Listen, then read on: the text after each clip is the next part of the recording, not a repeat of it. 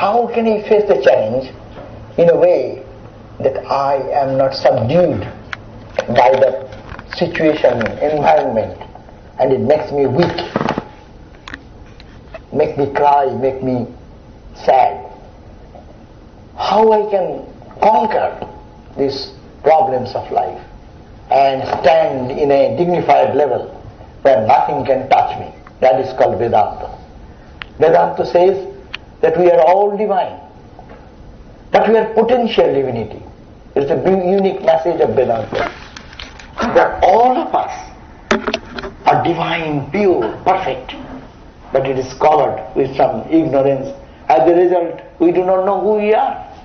We behave thinking that I am the body-mind complex, the psychophysical being. And in the psychophysical aspect, we have our disease, suffering, pleasure, pain, and achievement, failures, and success, or all its opposites are coming.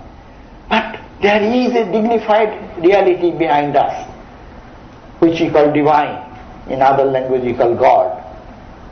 But it is the absolute truth that because of that conscious entity behind us, I am seeing you, I am talking to you, this body is functioning. It is a robot. The robot is raising his hand and mouth is speaking. But the energy behind this and the power behind this is that cosmic consciousness which is the ground of all of our existence. So our life should head towards that. Maybe I am in one stage. First, we will have to be established in life. And to be established in life, in our student life, we will have to make a very good progress in that. How? There comes the question of mindfulness. How to do that? We will come to that. So we can divide the life in two segments. One aspect is that we make our life move towards the ultimate good, not knowingly. That we are in all our pursuits. A person who is struggling in the street, having no homeless person, the person who is a millionaire, a person who is a holy man, a person who is unholy, all are searching for one thing, that I shall be happy. What type of happiness? I shall be happy all the time. I shall be in peace all the time. I shall be in joy all the time. There is no end to any methodology to reach that. Whatever we are doing in our life, we are all struggling to reach that one absolute goal. A thief steals, a person goes and kills somebody, or a person gives up his life for others. Inspiration is the same, that I want to be happy, I want to be in my own dignity, I will be free from all obstacles, I will be free from all weakness and suffering. So this is the goal of life, and it can be divided that in our life we go from one stage to the other stage, but we never think the ultimate goal. Many of you are students here, faculties here. So what we do? We are focused, we are only studying here. But why are you studying? To be free. The limitations which is binding because of our ignorance, to get out of those ignorance and then be established in a level where I will be a free person. I can enjoy life, I can earn money, I can have a good living, I can have a good car, I can have a good house, I have a good family. Okay, then after what?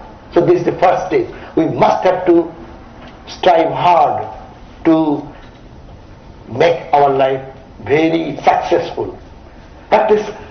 And then comes, after all this success being achieved, we have to think, what next? Suppose an accomplished person, there are so many Nobel laureates, so many scientists, so many astronauts, world famous people. Go to their personal life, they have accomplished the highest. But still there is a failing, need, loneliness. What will happen after death? Where shall I go? This question will haunt him. So that place also we have to explore. If we don't explore, at the point of time when we reach that place, we do not know what to do. But whatever we are doing through this process, in these two stages of life, if I can separate out, that one for the worldly pursuit and another for the spiritual pursuit. In the Upanishadic time, in the Vedic sages have said, Dve vidye veditabbe parachaiva paracha. In ancient time it has been taught that two types of education should be there. Apara vidya, this is the science and technology and all this which we are learning in the universities. That is necessary. That's called opera, because it solve our problems for few days. But it cannot solve our problem of birth and suffering and death and disease and all this voidness which we feel. Even everything being around, when I am dying, who will go with me? So this problem cannot be solved by only money, wealth, prosperity and position. Then Paravidya, higher science. That higher science is to be known. Religion teaches us how to reach that goal. Now, but whether we are practicing to get a success in our material life, our day-to-day life, to have food, shelter, company, and all the accomplishments which life demands, that is the first step. But how can we reach that goal in a perfect manner? Don't talk about other religion, but for any success in life, the mind is the best tool which we have. We do not know the strength of mind. We do not have the knowledge about how powerful you are. We think we are weak-minded people, no? All of us think, oh, I can do that, I cannot do that, I am depressed, I am suppressed. No! Mind has tremendous power. But mind is not focused, concentrated. It is dissipated, fragmented. The rays of the sun, which is falling, it is all scattered, no? But when it is concentrated in a lens, through a lens we can concentrate it, and with the focal point if you keep a paper, it burns. But my hand is there, paper is there, it is not getting burned, because the energy is there, but it is not focused. So, to make a success in the material world, to make a success in spiritual life, both needs one-pointed focus. We hear nowadays of the multitasking. It's a very common use that I will do many things in a short time, so multitasking is good. But I think as a practitioner of spiritual meditation for so many years, I think it is not a good policy.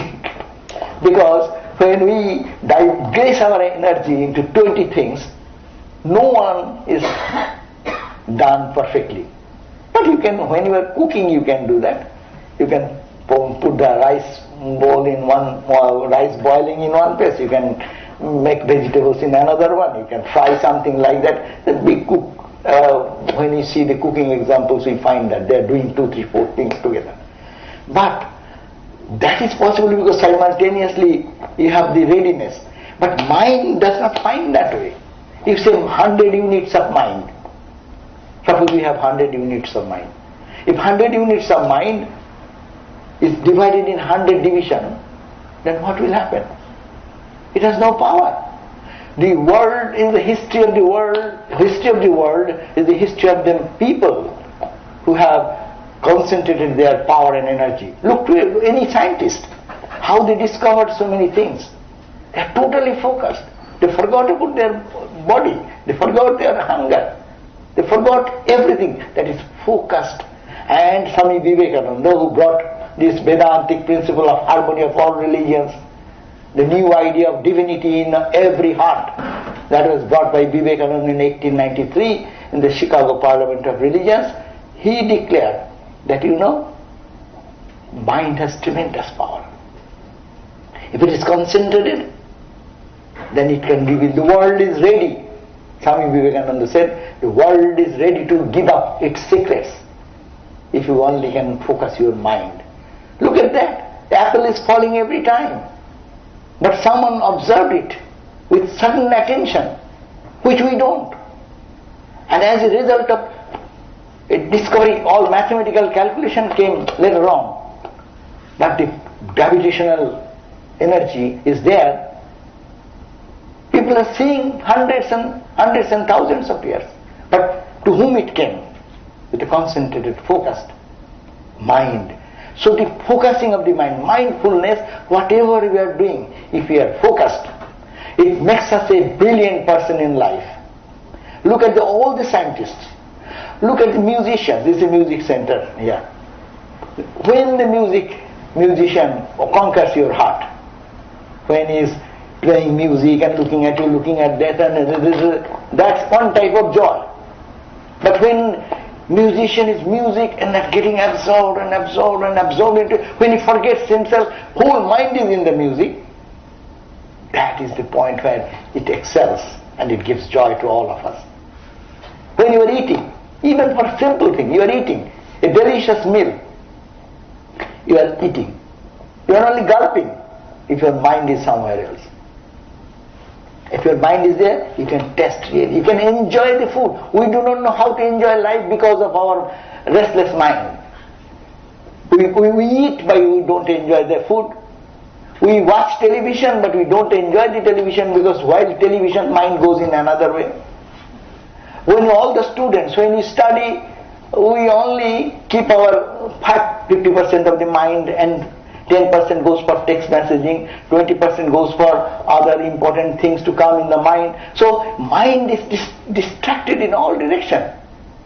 For regular thinking, if we think seriously, your performance is best when your focus is there. For eating, cooking, doing anything. There is one Swami of ours, he was a president, he is called Bhuteshananda Maharaj. So that Swami is a great spiritual personality in our order and is no more in the world now.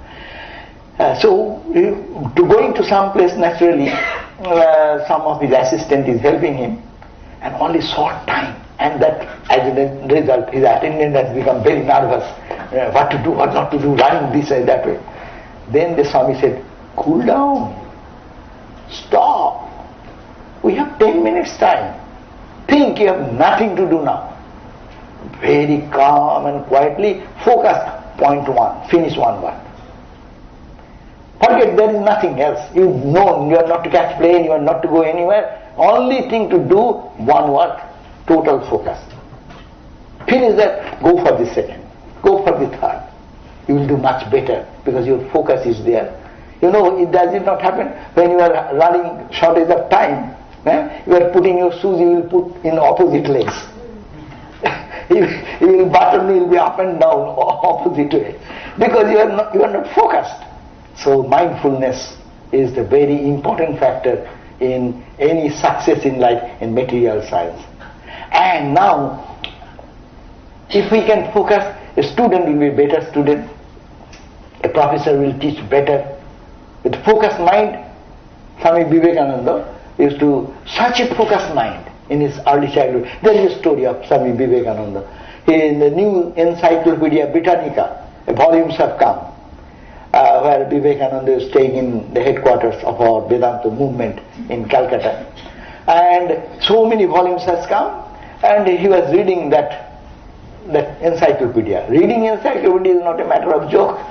Such a big book of knowledge. It is not a novel that you read pages and pages and you can finish it quickly. But he was she was turning the pages like this. One, maybe few seconds for one page, another page.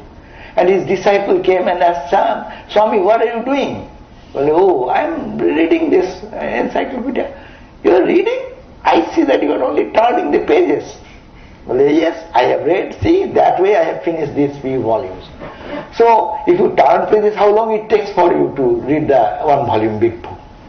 And then he asked him to, okay, you doubt? Put me question.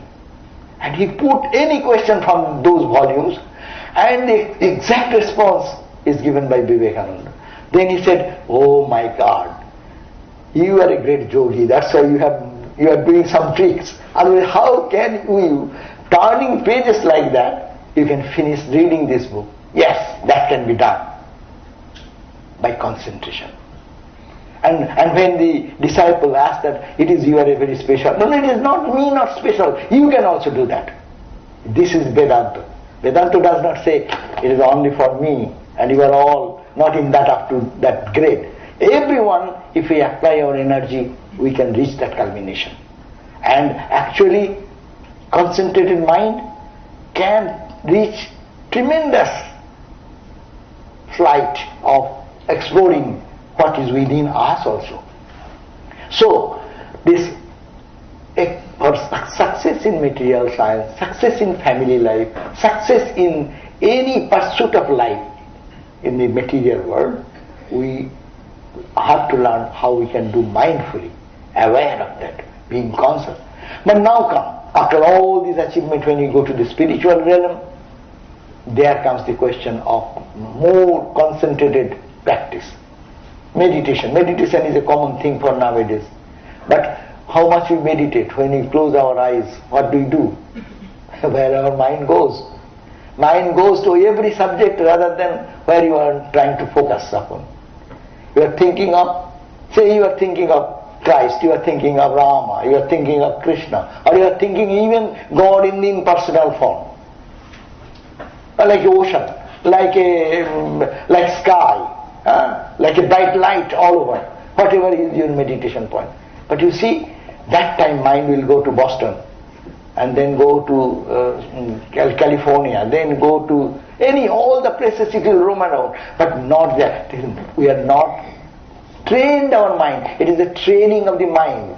If we blame our mind, the mind is disturbed. Mind is not disturbed. We have not trained our mind, and we have not make it focused in one direction. Mind is like water. You keep the water in a cup, it takes the shape of the cup. You put it in a glass, it takes the shape of the glass. So if we keep the mind in holy thought, noble thought, mind will gradually saturate in that shape. So the point is that we have that potentiality, and we have to practice it gradually to bring our awareness in one focus. And the world is ready to unfold its secrets. Swami Vivekananda said, if we know only how to concentrate our minds. And Swami Vivekananda also said that if I have to say anything in the field of education, I will not ask anyone to teach physics, chemistry or math. I will ask that teach everyone how to concentrate and meditate, how to focus, how to be mindful what they are doing. And if the mind is concentrated, wherever you put your mind, you will be successful there. You know, we read books, no? Suppose when mind is distracted, I am holding the book. To read 5 pages, it takes such a long time. And when you are concentrated, and really, even after reading that, if someone asks, what did you read?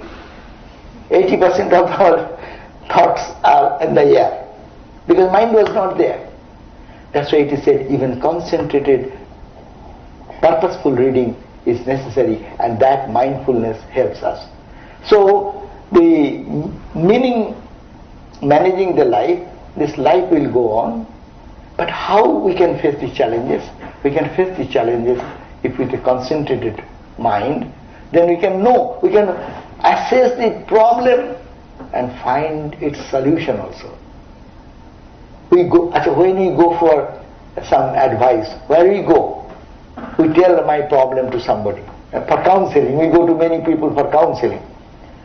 When we go to counseling, what do? We tell our problems. I cannot find a solution.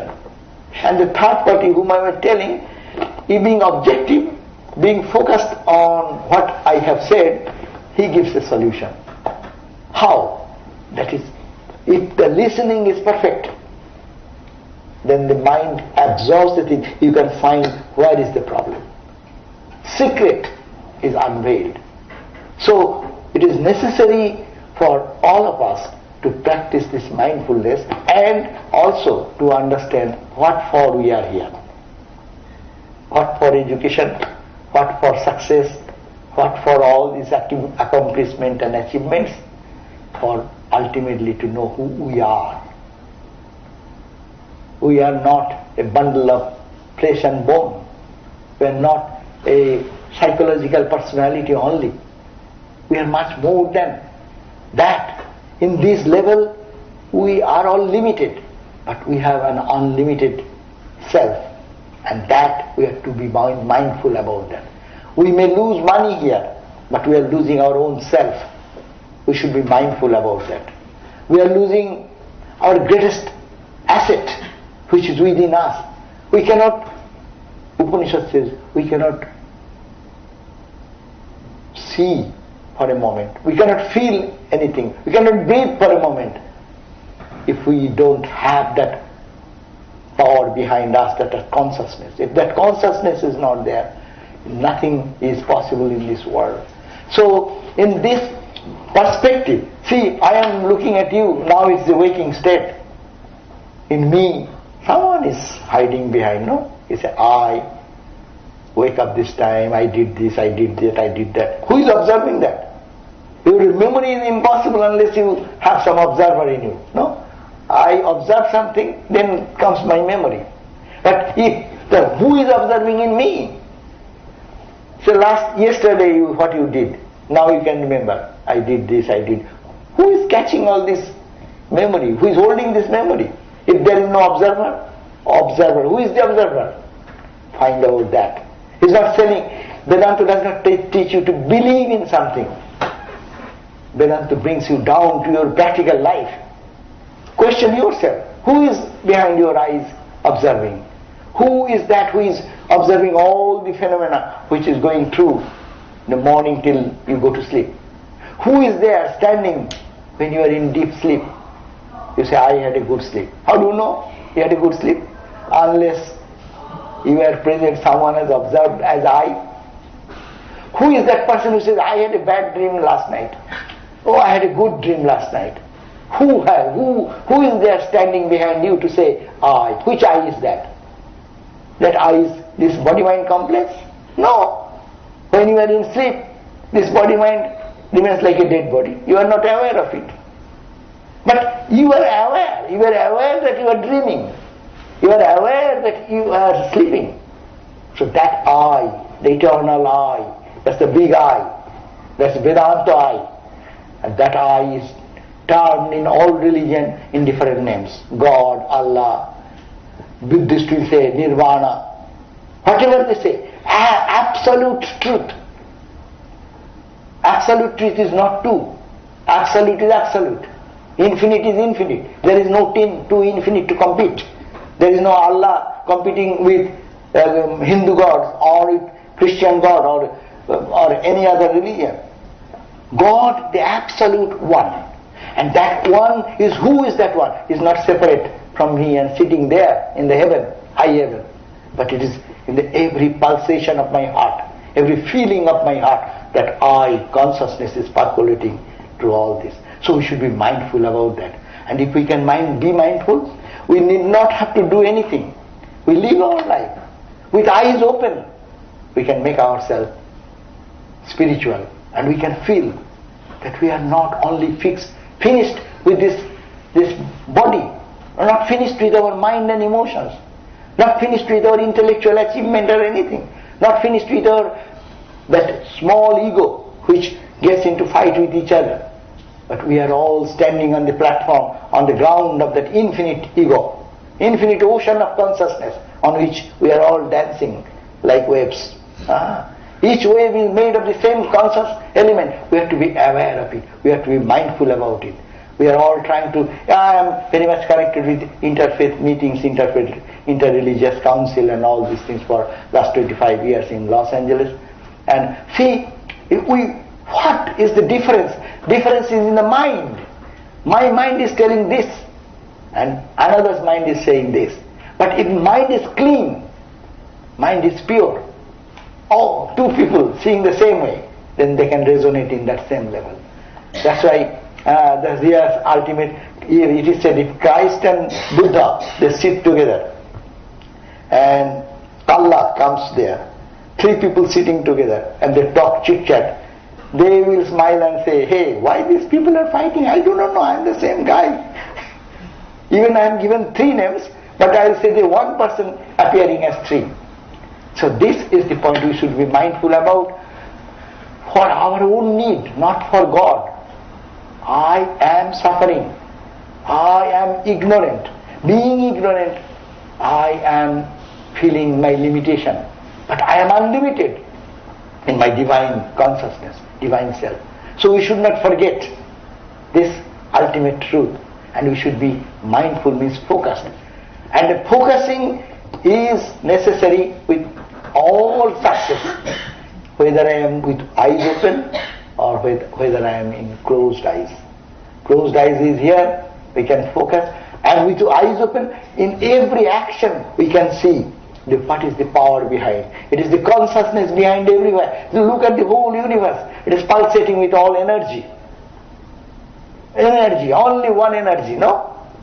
Many energy, kinetic, potential, magnetic, electrical, these, that, all you turn different things, but total energy is the same energy. But Vedanta has gone one step behind, the power behind this energy.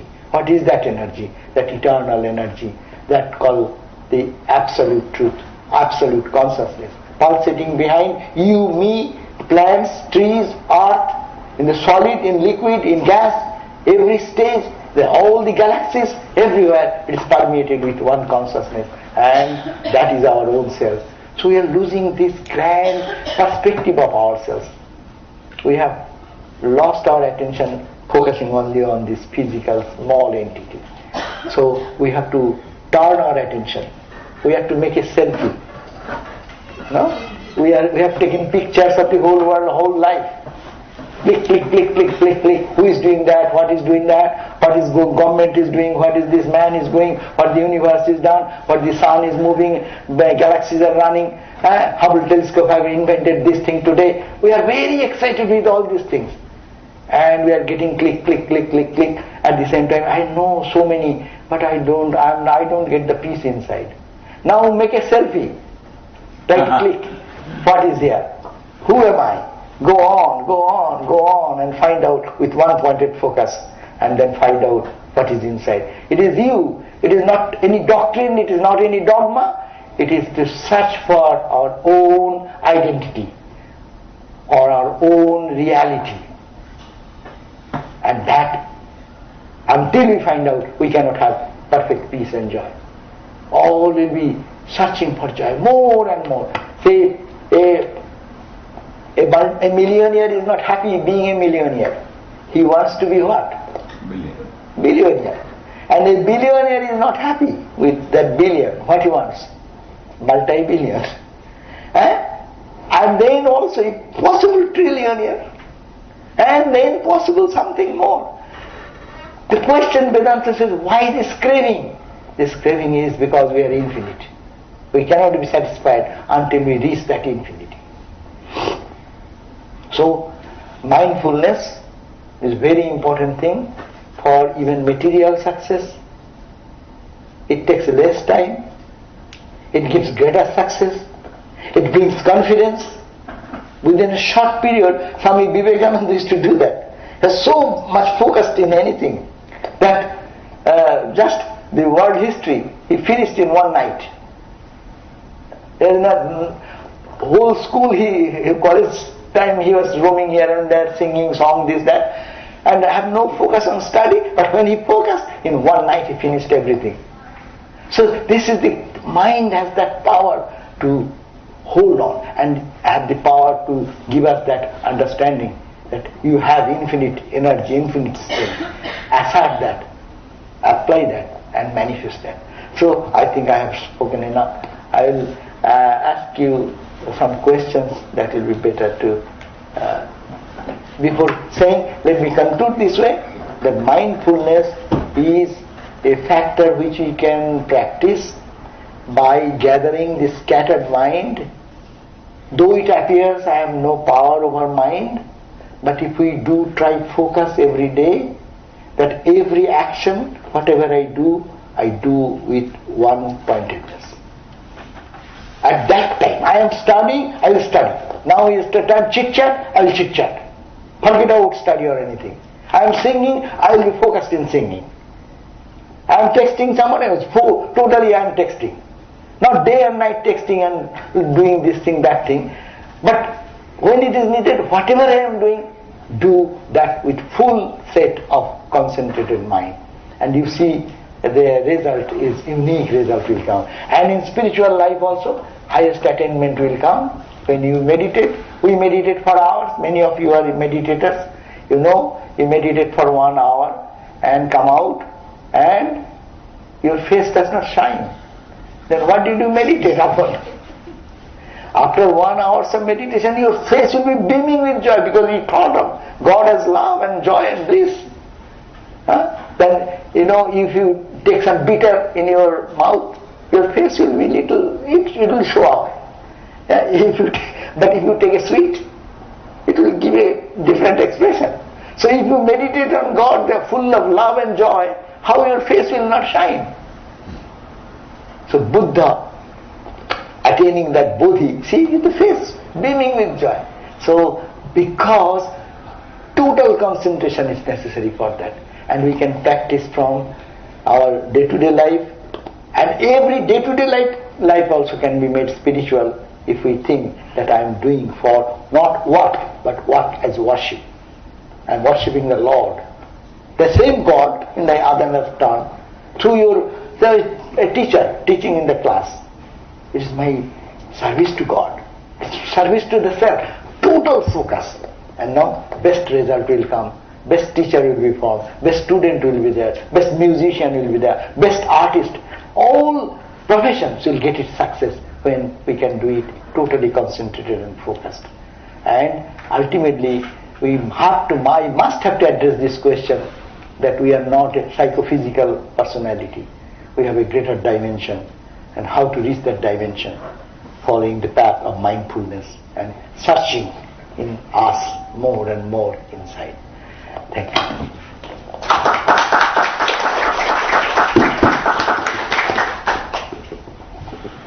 So we are carrying a microphone around. So if you have a question, just raise your hand and we'll run around. Any question, whatever comes in your mind.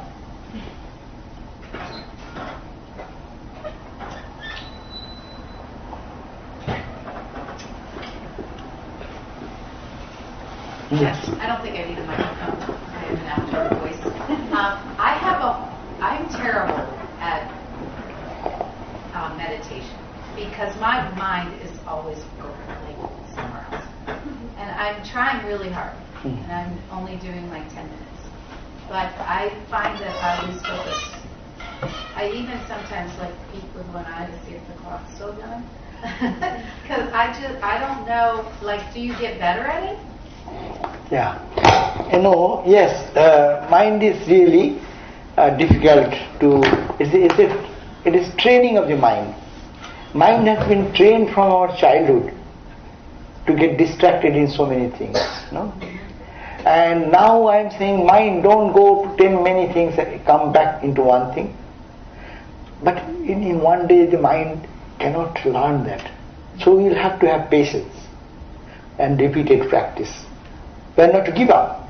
Abhyasa, in the Bhagavad Gita, Sri Krishna says that by repeated practice, abhyasa, and to teach mind that is not necessary for me, I will not go to distract myself in those issues. This is the most vital thing for me, to train the mind that way. And also another thing is that before sitting with the whole day, how we are working, are we mindful in our activity? We have to practice that also. Whatever I am doing, to thinking, if you are a lover of God, you will say I am doing for God. And we say for Atman. Vedanta will say I am doing for myself, not for anybody. I am doing this to remove my distracted mind, which is called ignorance. Distracted mind is ignorance. When mind focused mind is pure mind. The definition of mind means it is undecided. It goes this way, shall I go? Shall I not go? Shall I have lunch or no? Shall I drive or not drive? Everything undecided aspect is called mind. But the mind, when it is trained, what will happen? it will think one way. So whole day we have to train our mind that I am, whatever I am doing, it is all my service to same God whom I meditate. At the end of the day when we go back, I sit for meditation. For whom? That same divine who is in everyone. Divine is in everybody. It's called the divine. We are all, the spark of divinity is everywhere. Only it is covered. That's why Vivekananda said, each soul is potentially divine. And the goal is to manifest this divinity within. It is hidden. It is like a mask. It is covered with some type of glass, tinted glass or deep colored glass. And now, just to remove that, clean that glass. Suppose, is given the example, suppose we take a morning shower. And when you come out, sometimes the little, in the mirror, you find a film of little vapor sticks there. And you don't see your face. Little that much covers your face not to be reflected. Our mind is like that. It does not allow to see what is there in it. And that's why it directs me this way, that way. But what we can do, we'll have to wipe out that. How to wipe out? Devotional people will say, chant the name of the Lord. Day and night, think of holiness. Vedanta will say, think that I am that pure self. Not this body, not this mind, not this changing substance. In any school, prayer. In Christianity, more emphasis is given on the, what you call the prayer. So, prayer. In Baha'i faith, there are beautiful prayers. Many Baha'i friends are there with me in our Los Angeles.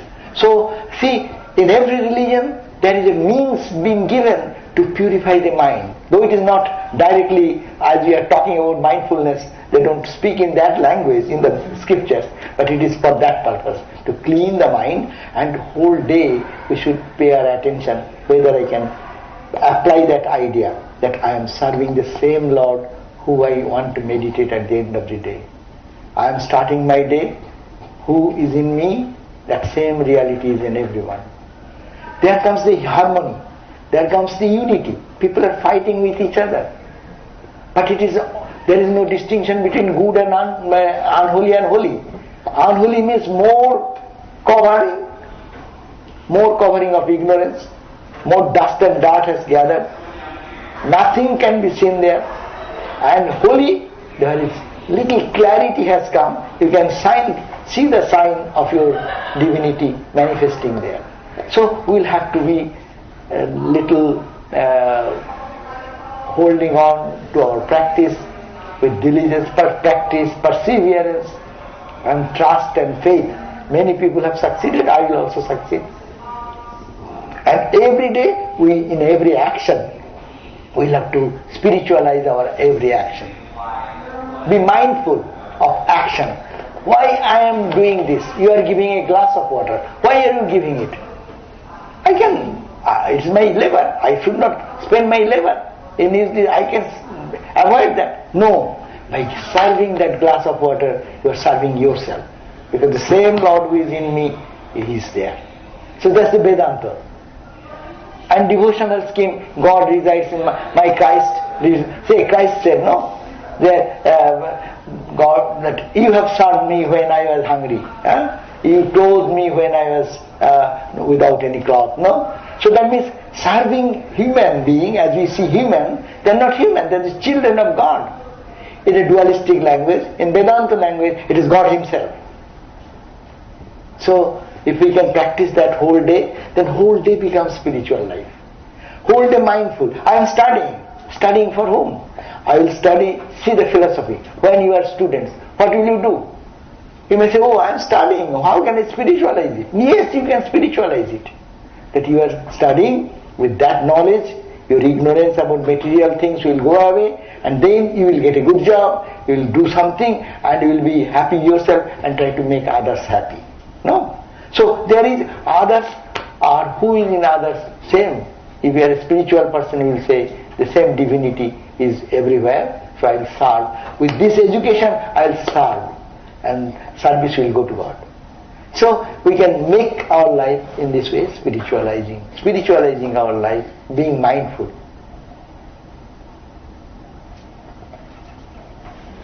So he says something along the lines of you can only move forward once you know yourself, or something along those lines. I was wondering, how do you know when you know yourself?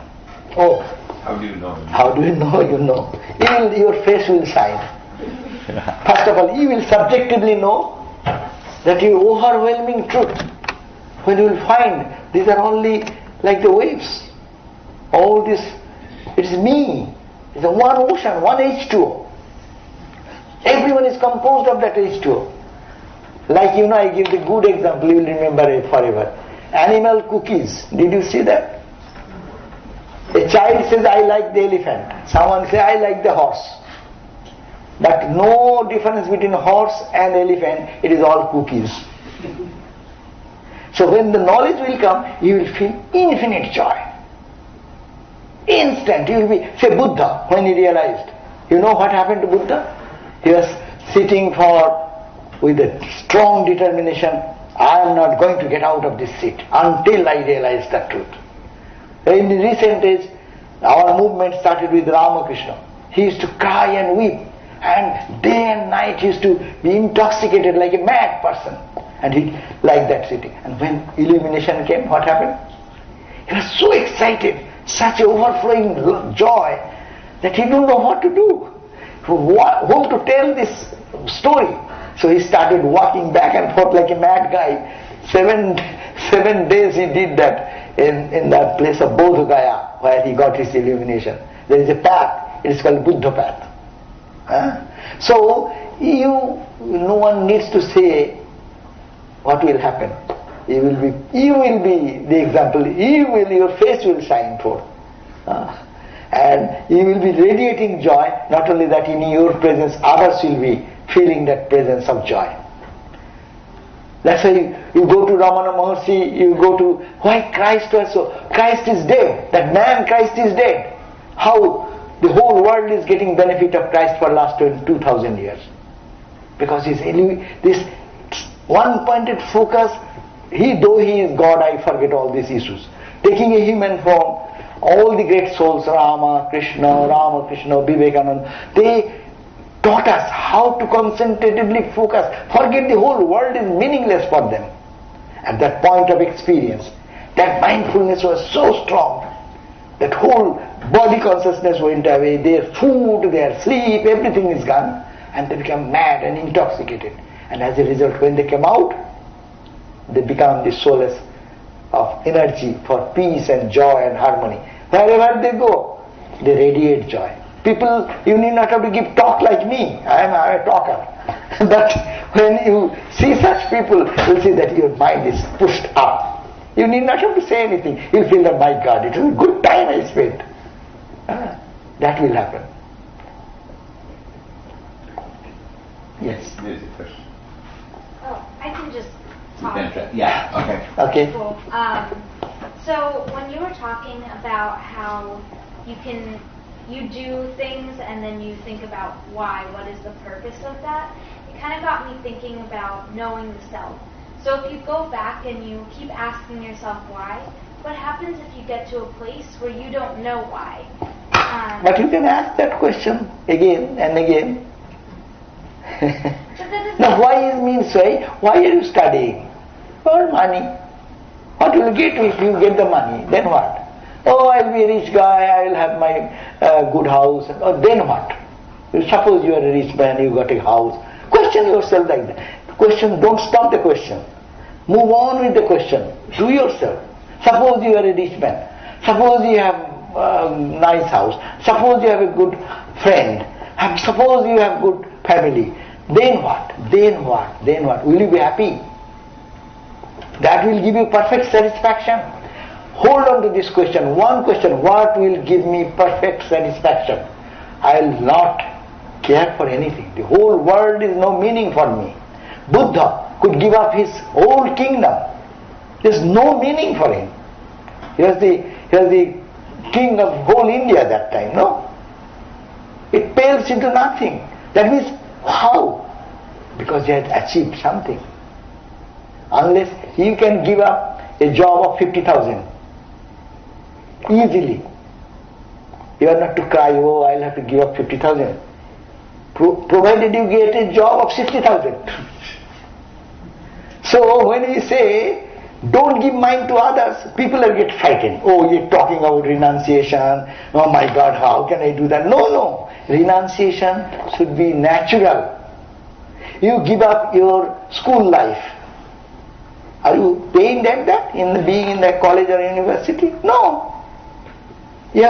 Say, we all give up our the friends, and not the friends, but the school in which we studied, high school. We give up that. Are you crying for that? No, I am excited, I am going to college. And I am going to the university. I am going to the PhD course. I am going to the postdoctoral. See, it is all pulling you. Now, imagine that you have achieved all these flights. Then what? Think one day. People think ahead, is it not? People make plan for next year, 2 years plan, 5 years plan. So we can think in that way, think about that, ultimately see what will make you happy.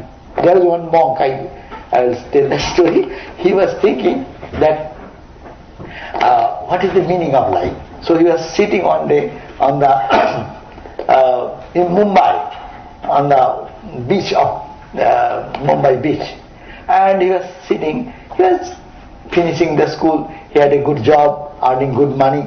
Then he suddenly started thinking, I am earning good money, but is it all? Then he said, no, if I get a promotion, that is good. Okay, suppose you become promoted, you get a higher job. Will you be happy? He started questioning himself. Shall I be happy? Then he said, no. Acha, if I be the CEO of the company, that's good, but will you be happy? Then he said, no, I want to be a CEO of a bigger company, and then bigger company, multinational. Go on. And then what?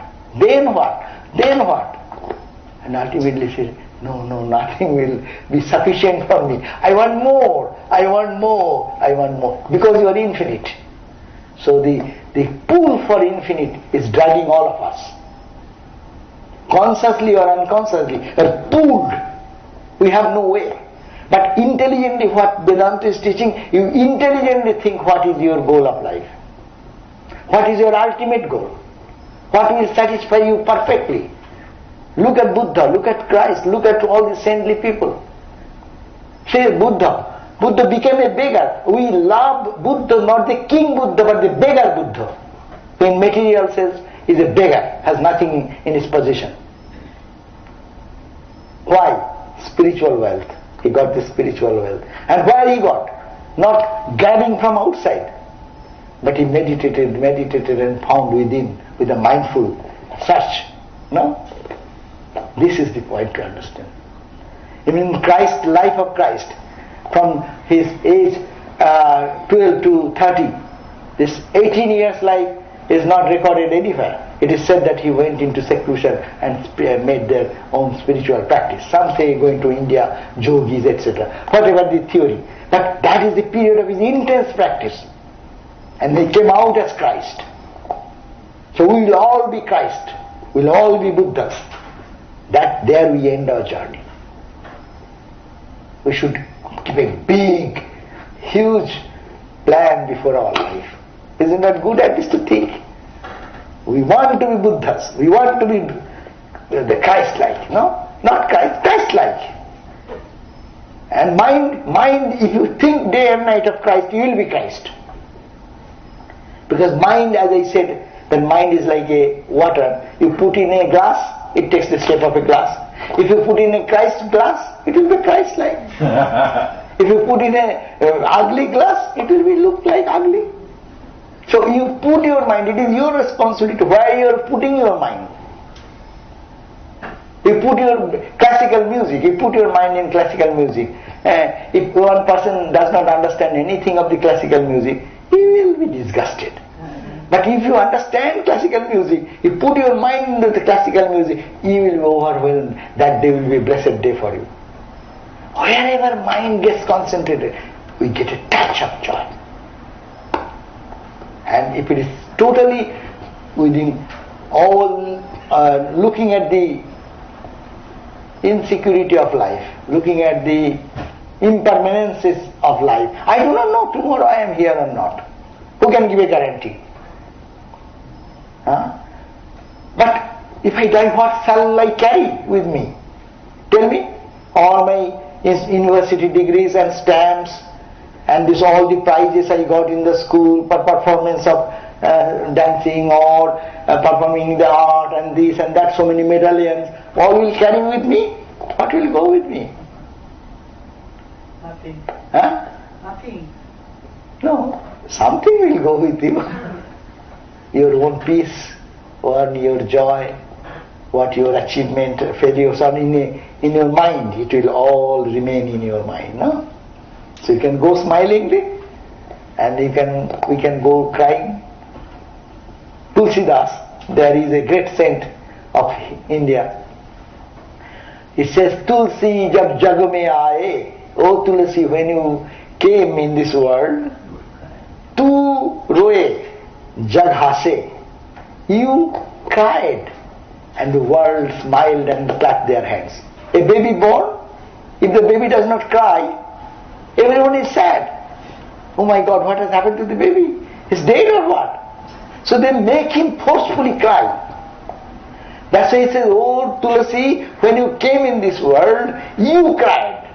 All of us cried. And when he cried, we give joy to everyone, clapping. No?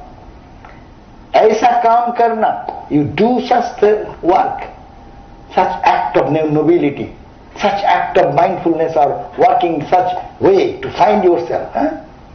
To hase jag way. You will be smilingly give up this body. You will go with your glory. And the world will lose you. Oh, what a great soul. He was with us. He has left us. Let the world cry for you, and you smile and go. So this is our responsibility.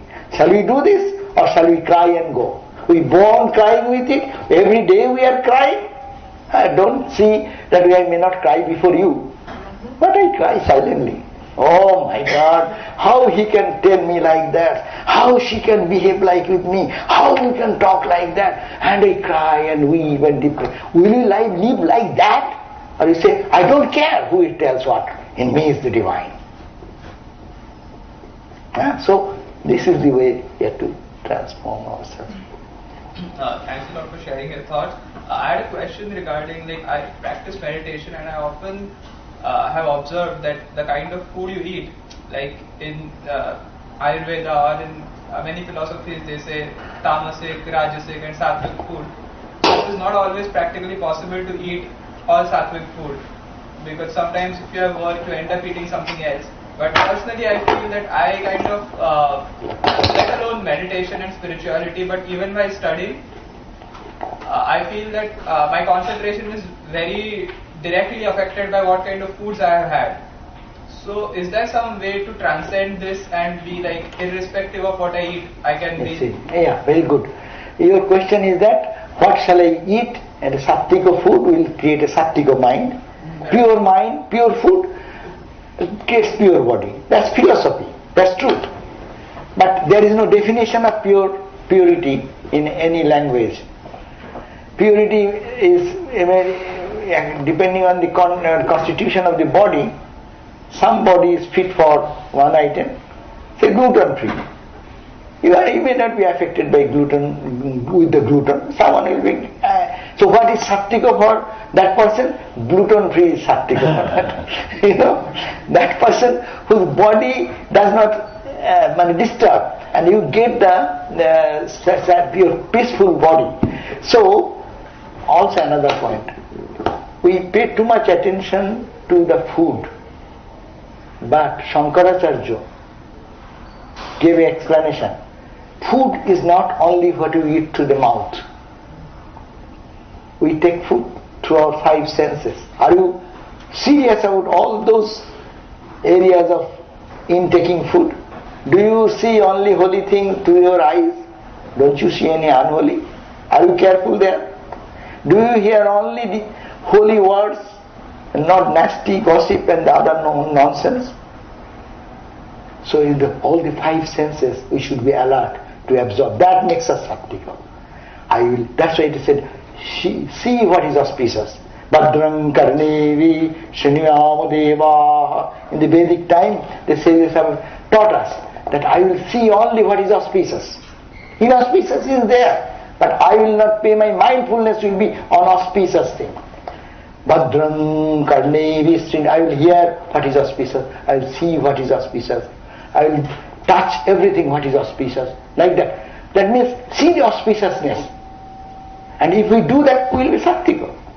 Food is one factor. Whatever suits your body. I would say as Vedanta student, I am very scientific. That food which creates your restlessness, suppose someone can manage with drinking small drinks. But not for you. You are not habituated. Don't take that. Don't discuss that he is bad, I am good.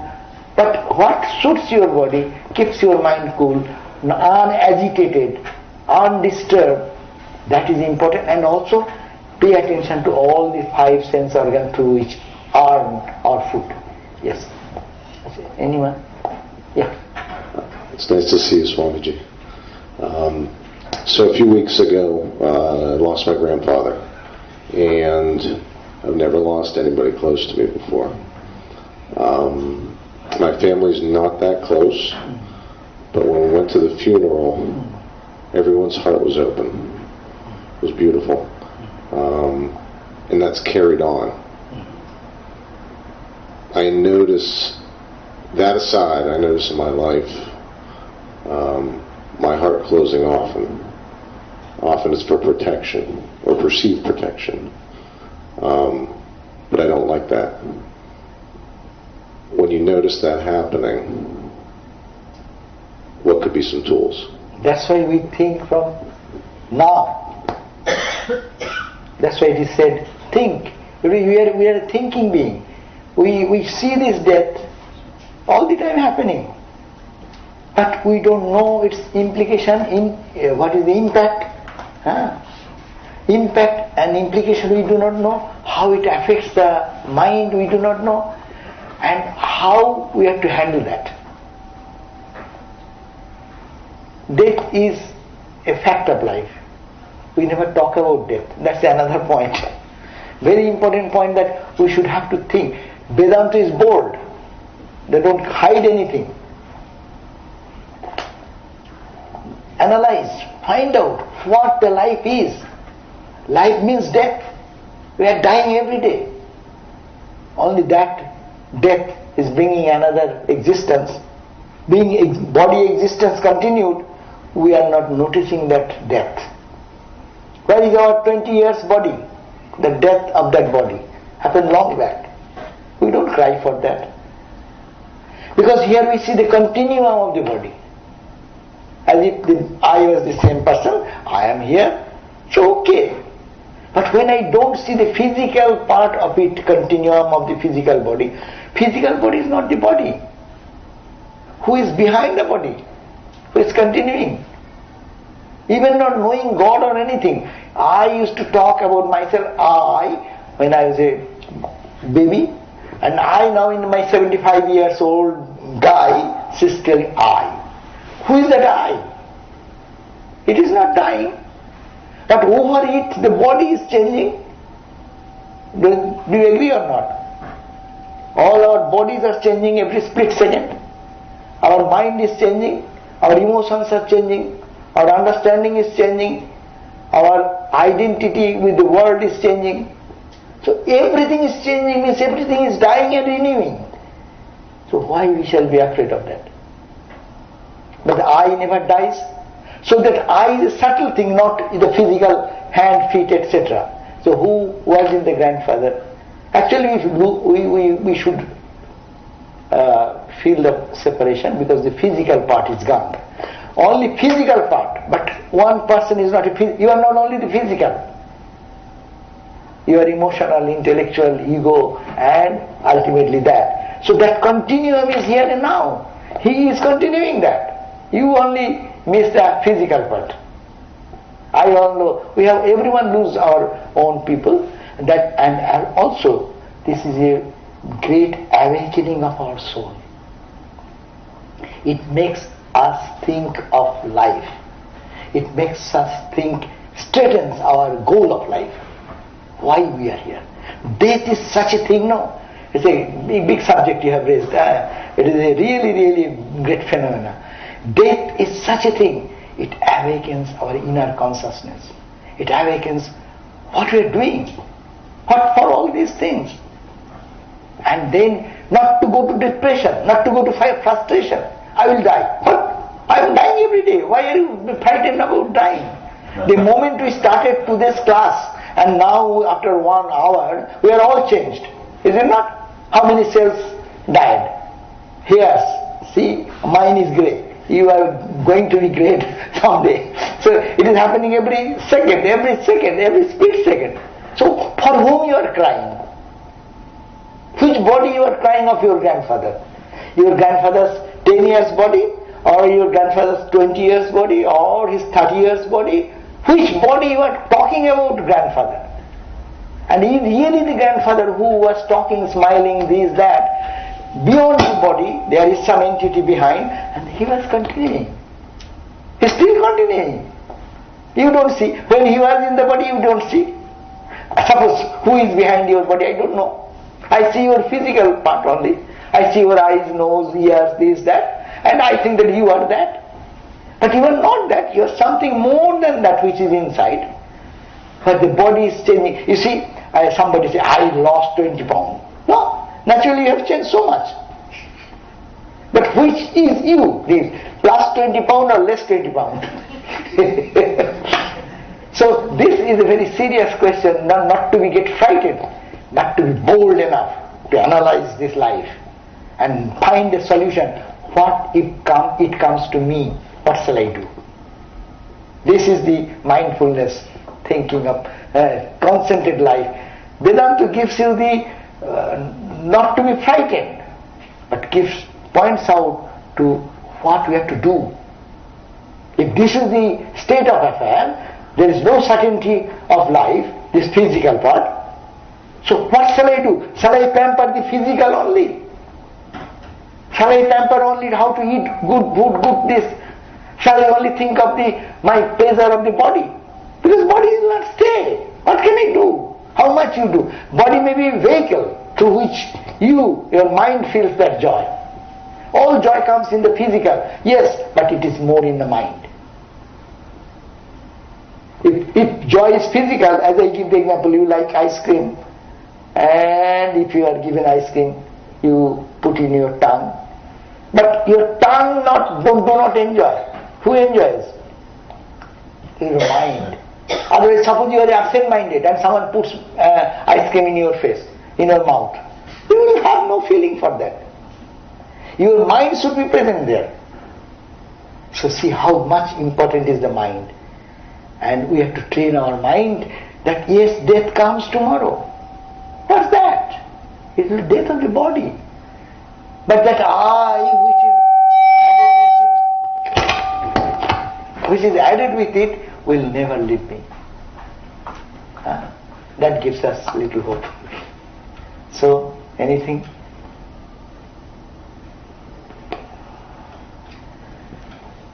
Can I ask? Yes, please.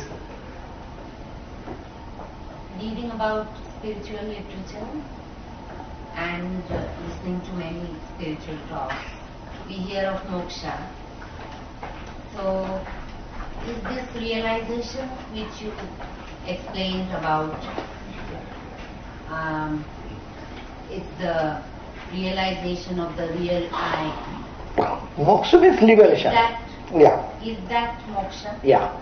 Different philosophy defines that ultimate state of oneness with the divine in different ways. Moksha, for a liberation. Liberation from what? Liberation from all bondage, liberation from all suffering, liberation from the fear of death, journey, all the anguish and frustrations, liberation from everything. So what will be that state? So long you live in the duality. We live in the duality. This will continue. But when there is no duality, there is no fear. Dityad vai bhayam bhavati, Upanishad says, only you become afraid when there is another person. When there is no other, you are only one person here, whom to fear? We fear of losing, because I think I am this much and I will lose that. But if everything is me, what to lose? If all the space, infinite space and all the galaxies, all stars, micro to macro, everywhere, if that one absolute consciousness, and that is the ultimate truth, what shall I lose? Where shall I get freedom? Who was free? Who was in bondage? There is no bandho, no moksha. For that person there is no bondage, there is no moksha, there is no liberation. But for us, it is a term how we can be liberated, how can we be freed. In Buddhism it is called nirvana. In dualistic philosophy it is called dharma, artha, kama, moksha. Vedanta will be saying aham brahmasmi, tadatma, unification. Another philosophy, the yoga philosophy will say jivatma, paramatma, unity, yoga. So different language, but the objective understanding is this, that there will be no fear, because there is nobody to fear. There is no freedom, because there is no bondage. There is no bondage because there is no freedom. If only one absolute. See, that is the highest science, it's called Advaita Vedanta, non-dual, infinite, absolute, and birthless, deathless, endless, beginningless. You cannot say anything there, because that is the reality, the cosmic. Very difficult to perceive. That's why we start with duality. We say, oh Lord, I cannot think of you. So you are my Krishna. Oh, you are my Christ. You are my Buddha. And then we go from the personal and enter into the impersonal. We see the sun, this personal sun.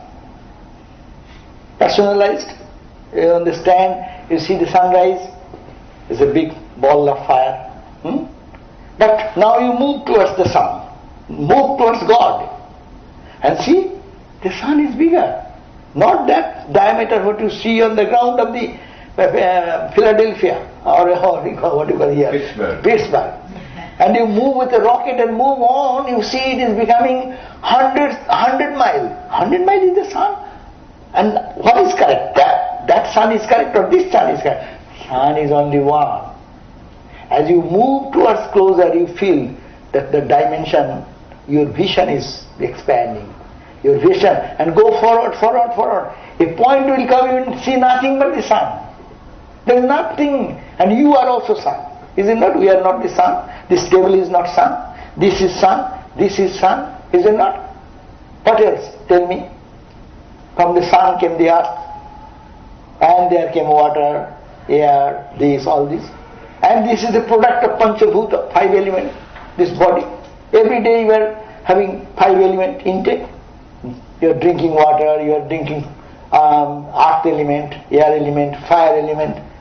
So you are a mixture. This body is nothing but sun. But I am separated from sun. But if you move towards the sea, sun is how big? This big, this big, this big. And go on, and ultimately hit the point. Who is you? Who are you? I am that. That is nirvana. That is moksha. That's why there is no identity of their presence of the life. Anyone in any religious tradition reaches that point, they forget their ego, forget their body, mind, emotion, etc. Only God remembers there. God resides there. So that is the only reality, and that is ours. Vedanta says that is yours. Don't separate yourself out from that. Okay? Thank you all. Anything more? Anyone? No? Thank you. Thank you, Maharaj. If you visit this website, vedanta-pitch.org, you will see his other talks tomorrow, Friday, and Saturday on different topics. And he's here through Saturday. And then another Swami is coming for Sunday. anyway, so you may wish to visit his talks in